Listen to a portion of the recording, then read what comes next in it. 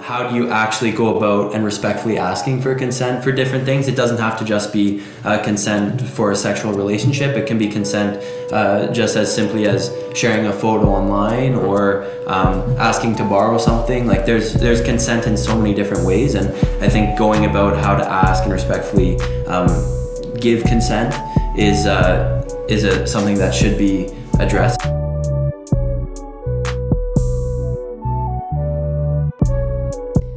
Sexual violence in its many forms continues to be an issue on Queen's campus and on campuses across the country.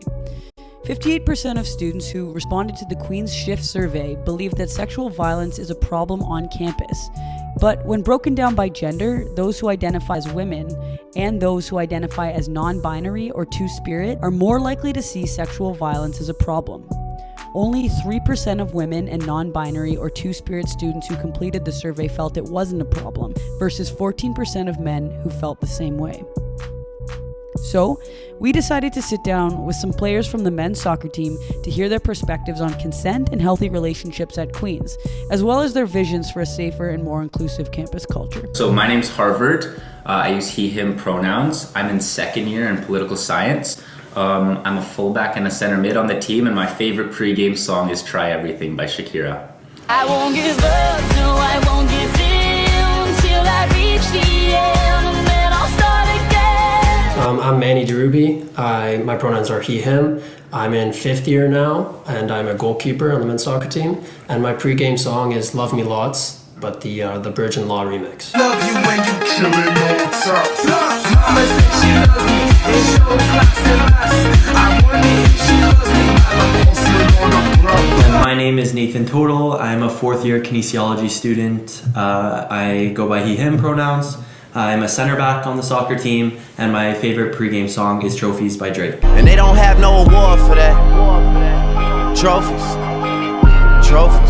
Guys, popcorn style, so whoever wants to start can start. The first question, what does consent mean to you? I think for me, consent is really just about, like we were talking about within a healthy relationship, it's all about that communication and, you know, setting and knowing each other's boundaries within a relationship, whether that be, you know, any type of relationship, whether it's friends, girlfriends, boyfriends, etc., any sort of relationship like that, the boundaries are always going to be different within different people and within different relationships. So, you know, making those known and respecting each other's boundaries and having that set out and, you know, clearly communicated. Mm-hmm. And then obviously following those boundaries and open communication is the biggest part of consent, I'd say. Yeah, and I think it applies to everything, not just relationships, in terms of like that open communication with anyone in your life about what you are and aren't comfortable with. I think consent is super important in like really any field, and that talking about what you're comfortable with and establishing those boundaries that you mentioned are really important in everything in life. Yeah, and I think just to summarize what you guys said, it's basically giving people the ability to make an informed decision to do something. Yeah. And by doing that, it allows you to feel comfortable with really what you're about to do.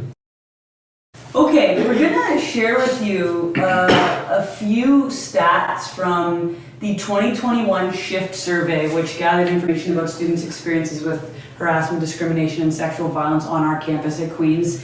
And essentially, we just want to know your thoughts. So, where do you think the most occurrences of sexual violence occur? Well, I know it's a pretty disproportionate percentage of the population, like the student population, but I feel like residence is definitely a big one, and that's something that was talked about a lot during my first year, just because it's a new space, you're living together in the same building, there is that kind of immaturity and lack of education on it, and I think that would probably be up there, although obviously it's only one of many different years of university, so I don't know, but I would say that residence is probably up there.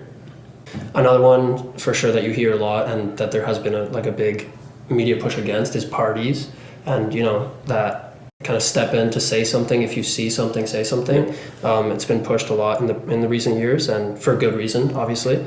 But I would say that is also one up there, especially when you go to these universities and quote unquote party schools. Yeah, I agree with you, Manny. I think the first thing that jumped out to me was the off-campus activities. Mm-hmm.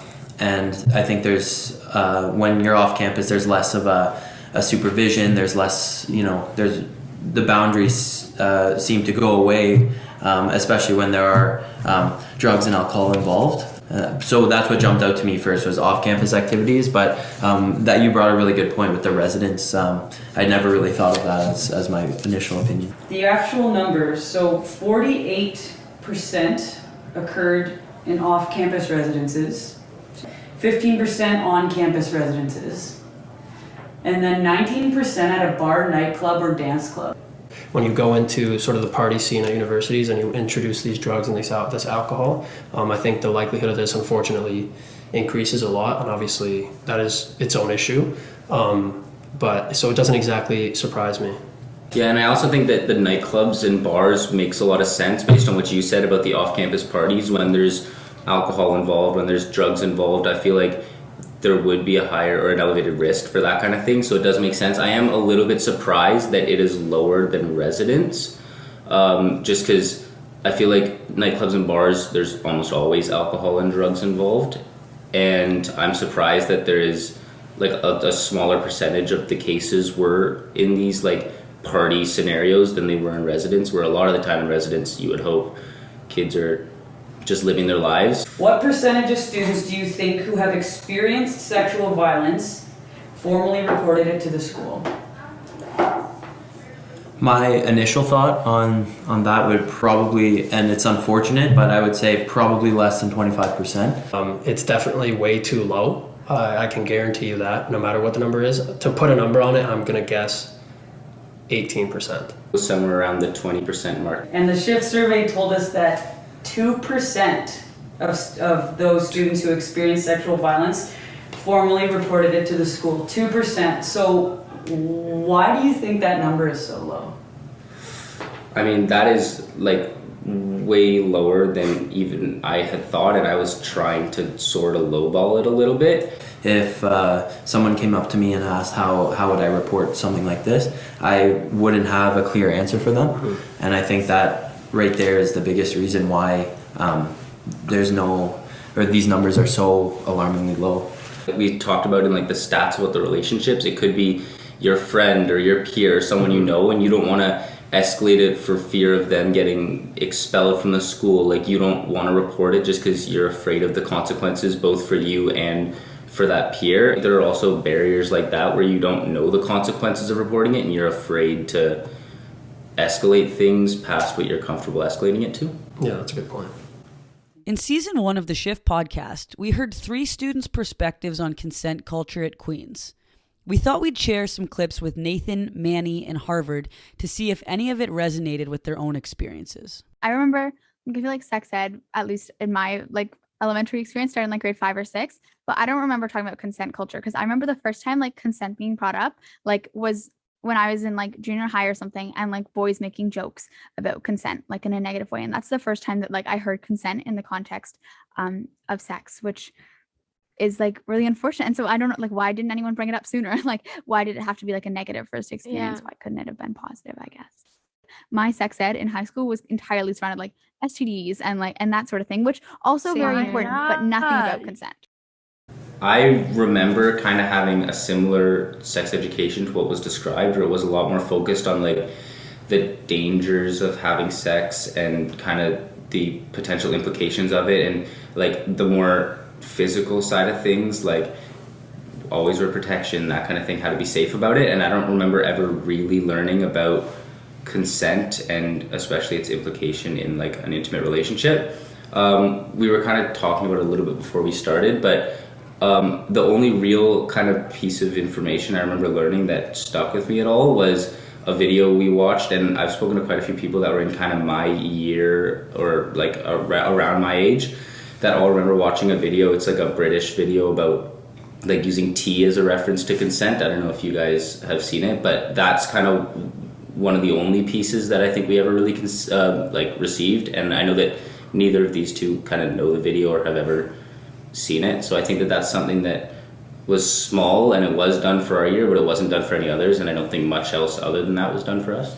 Yeah, in terms of consent education specifically, I can confidently say that I've had just about zero. I never had the T video. I've never like the clip says, my sex education in school was briefly about STDs, and they would just play the video about what is sex and kind of this is what changes are going to happen through puberty. But then even in grade 9, for example, in my gym class, you have the sex education unit, but my teacher, we literally just went outside and played rugby instead, which is obviously, at the time, I love rugby, so I was having a great time, but looking back at it, it's obviously not very helpful, and I didn't learn anything other than how to pass a rugby ball, which has nothing to do with what we were supposed to be learning. So I feel like I missed out a lot about consent education, and even the T video, I never got that. So yep. And same with me, Manny, is I've never had any consent education at school. The only thing that brought me any awareness of it was maybe a dinner conversation with my parents, or what I picked up through social media. But it was surprising to me, actually, is over the summer I coached a U11 boys soccer team back in Hamilton, and they actually were talking about it before practice, with that they saw that T video actually, and they did learn about consent in their health class, which even at a young age is I think it's a really good step, and it allows them to really pick up that concept of consent at a young age, and it'll stick with them throughout their teenage years, and then as they move into adulthood.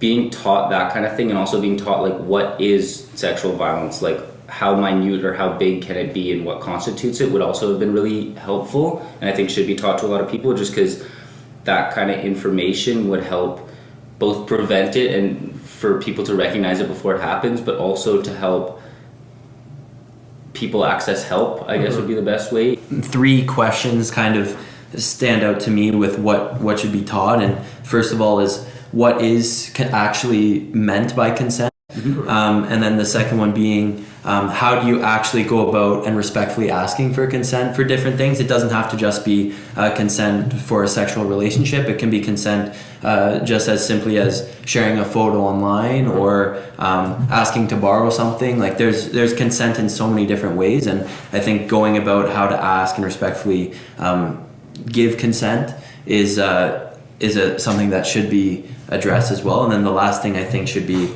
how drugs and alcohol affect a person's ability to give consent, because we all know, based on the statistics given to us, that a lot of these cases happen off campus at parties where drugs and alcohol are involved, and then that's where a lot of these sexual violence cases can be prevented. Awesome.